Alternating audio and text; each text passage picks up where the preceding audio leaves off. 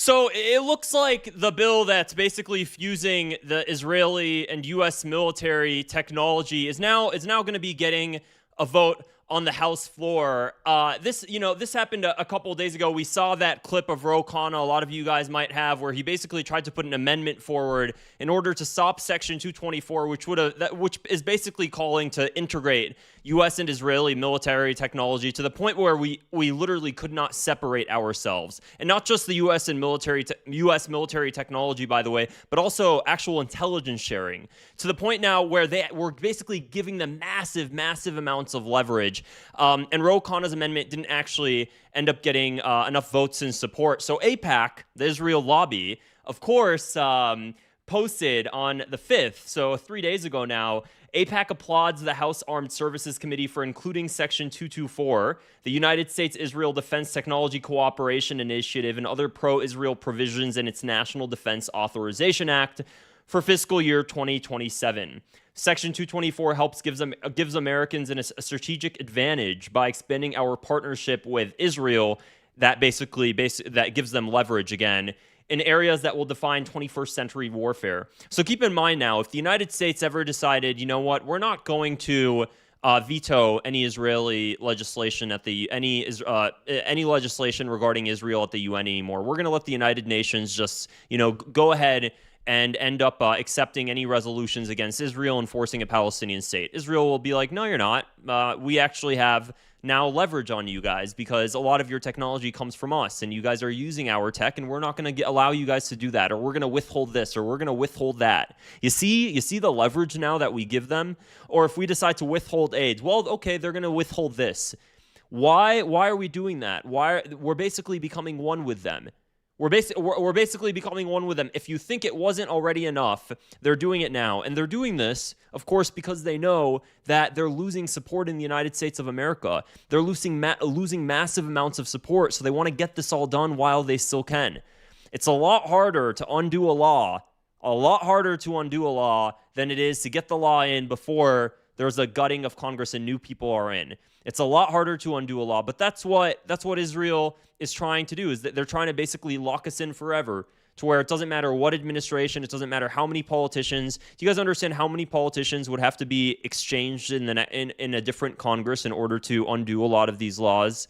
You understand the massive amount of laws we have in place that have basically intertwined us with this welfare state in the Middle East? This is not normal by any means. This is just straight up treason. So Thomas Massie, where is he? He ended up making a statement regarding this.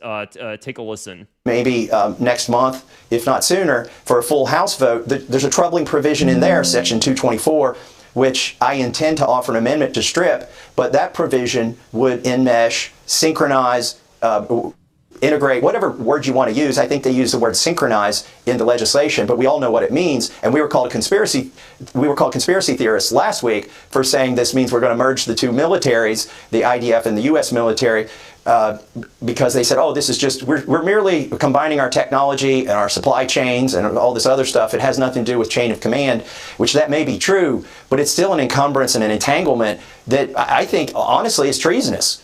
It is treasonous. It is treasonous because I mean, it's so we're in so deep now. We're in so deep at this point. So here's that portion of the bill right here, and basically it's calling for an entirely new position to be implemented in office. The Secretary of Defense shall designate an executive agent, as such terms defined in the Department of Defense directive, responsible for synchronizing cooperative efforts between the United States and Israel to accelerate bilateral defense technology research, development, testing, evaluation, integration, and industrial cooperation by basically putting forward Israeli origin technologies with operational utility into U.S. systems and programs of record, ensuring collaborative research, facilitating the transition of technologies from research and development into procurement and acquisition pathways, including manufacturing with Israeli technologies, Israeli companies helping with the manufacturing of these weapons. So we're really just tying ourselves together, establishing framework for joint ventures, licensing agreements. We're doing everything possible to tie ourselves together, and our politicians are willingly just selling off our sovereignty for this little project in the Middle East to make sure that there's no way that we could leave them. And our politicians are willingly doing this. Do you think that any of the politicians actually wrote this themselves? No, of course not. AIPAC probably drafted it up to them and handed it to them. I mean, Netanyahu's the one who stated he's the one who proposed this. He's the one who concocted this idea. Where's that letter that's been circulating on X that Netanyahu sent to, which politician was it that Netanyahu sent the letter to? He sent the letter to, I believe it was Schlutzberg or something to that degree. Congress, U.S. House Representative Schlutzberg, something, I believe that's his name. Let's see here, and I bet you I can find it. Here it is. Dear Congressman Stutzman, I was glad I received your proposed congressional resolution endorsing my plan. This is Netanyahu writing this, to shift the framework of the U.S.-Israeli defense cooperation from aid to partnership. I'm heartened by your enthusiastic support for our plan to develop a new memorandum of understanding with the United States government that will draw down U.S. financial military assistance over the next decade and replace it with what you refer to as a new framework of joint defense cooperation, co-development, co-production, and mutual investment in areas including advanced missile defense, artificial intelligence, unmanned systems, cybersecurity, and next-generation military platforms. There's nothing we can do in order to separate ourselves from this project in the Middle East. There's nothing we can do at this point, really. Unless there has to be a total gutting out of Congress. At least 90% of them, they have to go. They have to go. And now, what was starting to be a bipartisan America First push, we're starting to notice on both sides, there were at least people fighting. I'd say a very, very small percentage of Congress, but their voices started growing. And the second that the Israel lobby noticed that, they're like, okay, if we can't, get rid of every Democrat who doesn't support Israel, we have to knock out these Republicans. Go after Marjorie Taylor Greene, go after Thomas Massie, because we have to make sure that Republican support for Israel is never lost. It actually sent them off, because they knew if they lost Republican support for Israel, then it didn't matter which chamber of the House actually had power, they would never be able to push through Israeli legislation. So they needed to basically nip that at the butt, which is what they were able to successfully do after spending millions and millions and millions of dollars against Thomas Massie. So, I mean, where are we at now? It's going to go to a House vote eventually. It's very likely going to get approved. There's going to be some blowback. People are going to criticize it. Social media, people are going to talk about it. But aside from that, I mean, it doesn't seem like there's much really that's going to happen after that. What you can do now, though, is you can call your representative and tell them how much you're against this. The chances of a Republican actually, standing against this, I find it very, very slim, but you should at least raise your voice. So, I mean, there's an article, the Guardian wrote an article about this. Congress wants to tie the United States and Israel with this new legislation. Let me share my full screen so you guys can see this better. With this new legislation, it's a trap. Congress is considering legislation that would embed Israel's military deeply within the U.S. military-industrial complex, sunned by cratering public support for Israel's policies in Gaza, Lebanon, and the West Bank, and towards Iran. Israel's advocates are frantically seeking to preserve and even escalate U.S. support for the Jewish state in ways that do not rely on defense of its policies or permit scrutiny of its manipulations involved. I'm pretty shocked that even the Guardian would even write that first paragraph. Politically, this means avoiding public discussion of Israeli policies in Gaza, Lebanon, the West Bank, or Iran, and disguising the sources of massive amounts of money pouring into election races to defeat candidates raising questions about U.S. support for Israel. That's exactly what's happening. The proposed legislation shows what this means bureaucratically.